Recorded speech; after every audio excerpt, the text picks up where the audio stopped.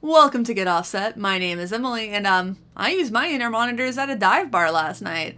First time ever using in-ears, and I decided to use them at an 85 cap venue. And I'm going to tell you all about how it went, but first I'm going to tell you what I used. I used these UE reference remastered. Let's see, is it going to focus on them? Maybe not. Ooh, probably not.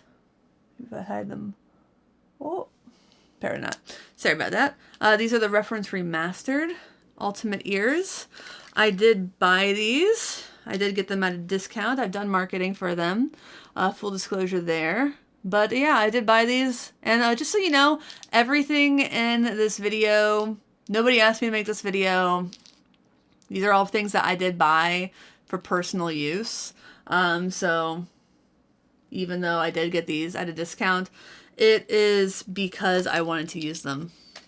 And I was just asked real nice. I also got and bought with my own money at full price the X5 U4 transmitter and receiver, which I bought because it looked like the absolute least expensive transmitter and receiver. So I was like, if I'm going to do this and it's going to be an absolute bust, I'm going to spend as little money as possible failing. So that was my that was my vibe. So the X5 has 6 channels. So if you have 6 people in your band, each person can have their own individual monitor mix. And so I just handed the transmitter to the sound person. His name was Nathan, at the Blue Moon Tavern in Seattle, Washington last night. Made sure that both channels were set to 1 and had this set to line, and just turned them both on. I plugged my in-ear monitors into this. Had these, whoops. And these are, just so you know, if you're familiar at all, Ultimate Ears has 2 fits. They have their Pro IEM fit, which has to be fitted by an audiologist. I have the CSX fit, which is fitted via an at-home fit kit. So these only go to the first bend in the ear canal. These are probably more popular with like audiophiles, people who are mixing in studio. So I didn't really plan on using them live, really. I planned on just using them in demos for mixing, recording, and stuff like that. I didn't get the deeper, the Pro ones, they go to the second bend in the ear canal, and these only go to the first. But I was talking to someone at UE, and he said, like, unless you're doing backflips on stage, these probably will stay put just fine. And since I hadn't had any problems with them, like, becoming dislodged, really, at home, and I'm, like, moving around and stuff, I was like, yeah, that probably will. So, I'll get back to you in the second half of the video and tell you what, how it worked out for me. But before I do that, I'm going to cut to some footage I shot at the Blue Moon before the show and during the sound check and maybe even during the show. So check that out, and then I will give you a full scene report of how everything went. I mean, are their stages too small to use IEMs? Because personally, I've always associated them with really big acts and just kind of wedge monitors with smaller venues. So I'm sure that I'm not the only one who feels that way. So check out the rest of the video. I'll see you in a jiffy. So I'm here at the Blue Moon, Seattle, Washington. It's an 85 capacity venue. And hopefully the background music doesn't get this video demonetized. But I have my UE RRs here. I have my X5 U4 receiver. This is kind of just my test unit and transmitter. And honestly, if I can use IEMs here with my DI bass rig, I can use them anywhere. So we'll see how this gig goes tonight. I have a backup just in case it doesn't. I think it'll be fine. honestly, I don't foresee any problems. So here's hoping everything works out the way that I think it will. But I already have my channel aligned. They should already be connected both to one. Got the volume, got them charged up. It should all be pretty simple. And if this works really well, I think I'm just gonna start using IEMs live. Again, 85 cap venue, if they work here, I can't imagine they wouldn't work anywhere that has like a normal mixing board with multiple channels. So I don't know, I can't really wink right now. There we go. Stay tuned. We're sound checking right now. Test. I have my in-ears in. I'll come back for her someday. Feels so cool. But no one could make me stay. I love it so much. Tried to take her off my river, take my mind. And that's my I am so thankful every day.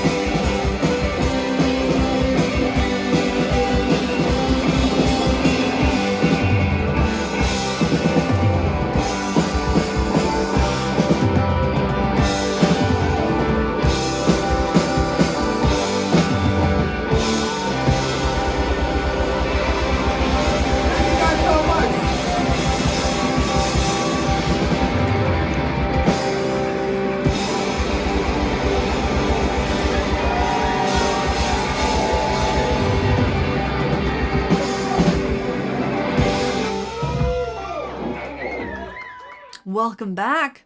As you can see, I didn't really sit still, but let's talk about the experience. So Blue Moon's been reopened for just a few weeks now, so it's pretty new board, mixing system.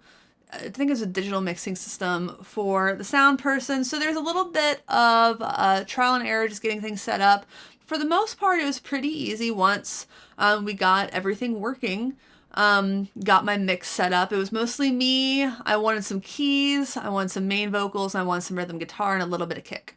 So once I got all that, it was pretty easy. And I'm gonna, as you can see from the video on the stage, if you could hear it at all, I was giddy during sound check.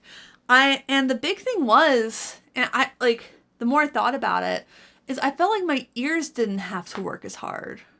And I feel that way when I'm like listening to music with the UE reference remastered, because they are pretty, they have a lot of drivers. I think it's like a three-way crossover perhaps. My ears didn't have to work as hard because I was getting exactly what I wanted right here, and I wasn't having to pick them out of these shared wedges. Even when I play some slightly bigger venues and get my own wedge, like Numos, if I were to move around, I would lose my mix, which would stink. But when you're playing a smaller venue, you have to share one or two wedges with everybody else. So you're really just getting one mix, and that's it. Them's the breaks, kid. And so your ears have to work harder to pick out just you and whatever else you want to hear. So I felt like it was almost effortless to hear those things that I needed to hear, especially myself. And I was playing direct, So I was like, I had my Polytune into my ground control Serpens, compressor, and boost into my Mazette lower drive, into my Cabzus Mono, and that was it. And everyone else had me in, the wedges, enough of me. How much of me did they really need? And and I had as much of me as I wanted. And I could turn myself up via my little volume control, or down, depending on how I felt. And I didn't have to bother anybody else with my mix. So it was really cool. It felt so effortless. And I know I keep saying it, but it's true. So that was the biggest thing. I felt so present because I wasn't having to work extra hard to hear things, to fight through the mix. I wasn't having to turn myself up at all in the amp, which I'm sure the sound person appreciated. He could just do his job and worry about where the overall mix through the PA. So I felt really good. It was one less thing for me to worry about. And that I was shocked that it worked. Honestly, I had this little $200 system, and it just worked. It felt so stupid. I know I shouldn't be saying that. Sorry, little X5, but it's so stupid that it just worked.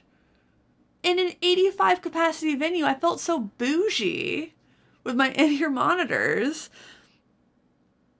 and my little X5 system at the Blue Moon Tavern in Seattle. But you know what?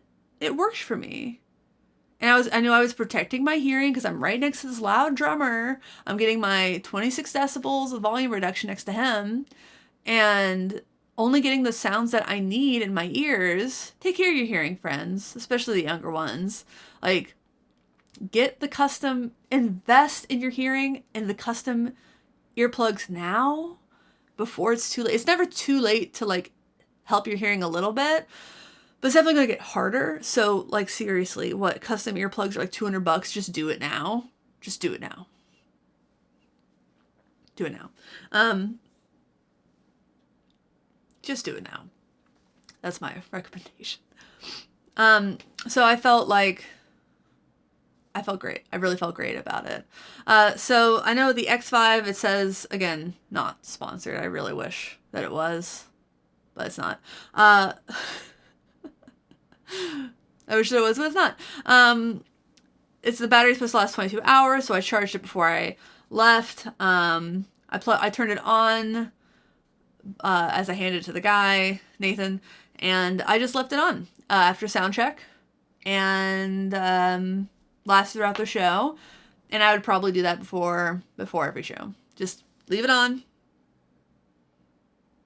Don't turn it off. So I would personally prefer, something that also has a battery backup. I prefer the redundancy of a battery, at least. I know they're not as environmentally friendly, but the thing is, if your battery dies, you don't want your battery to die. So if nothing else, to have backups of these would be really handy dandy.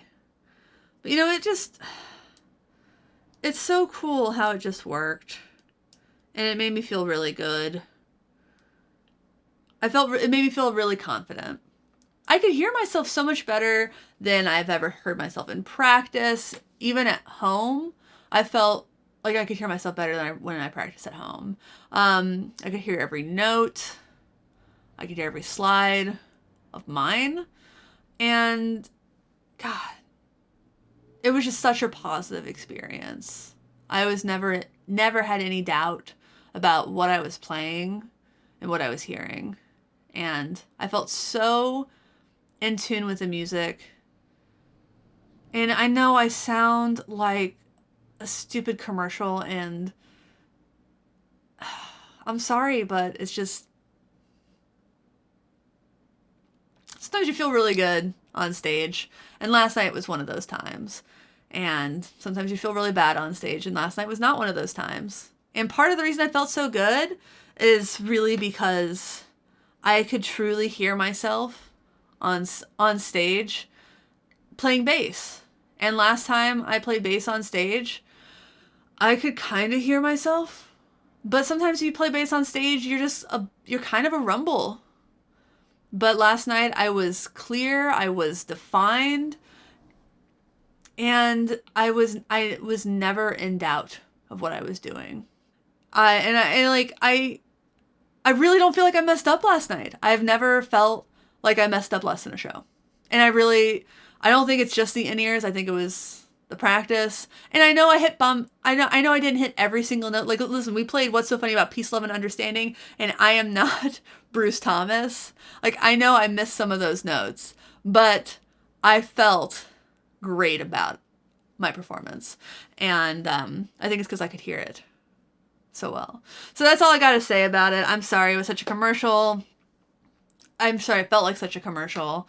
But that's just the truth about how I felt about it. And I just really wanted to give you an honest vibe about how I felt. Like, yes, you are going to have to work with the sound person on it. You're going to have to communicate things. The sound person might think you're being a bit of a pain in the ass if they're not used to it. And you're probably going to have to, like, expect some places are going to say, some sound people are going to say no, probably, if they're not, like, absolute professionals and kind people. Like, I fully expect that some people are going to be like, no, not doing that. I expect that. I'm really glad that last night's sound person was willing to work with us and was an absolute abject professional. Big shout out to Nathan for being willing to work with me. I felt great about it. Well, anyway, I'm going to stop blabbing. I had a great experience using in-ears at a venue, an 85 cap venue. So talk to the venue beforehand. Make sure they feel like they can do it. Never just show up with something like this. Ask first. Make sure that they know you have your own transmitter and receiver. Yeah. And probably also do have your own transmitter and receiver. What else do I have? Yeah, just, do what works for you. But if you're curious about them and you just don't think you play big enough venues, I'm here to say I did it successfully in an 85 cap dive bar venue. So, try it. And it's an investment for sure. It's also an investment in your hearing. And, I just had a great experience. So I hope your experience is just as positive as mine.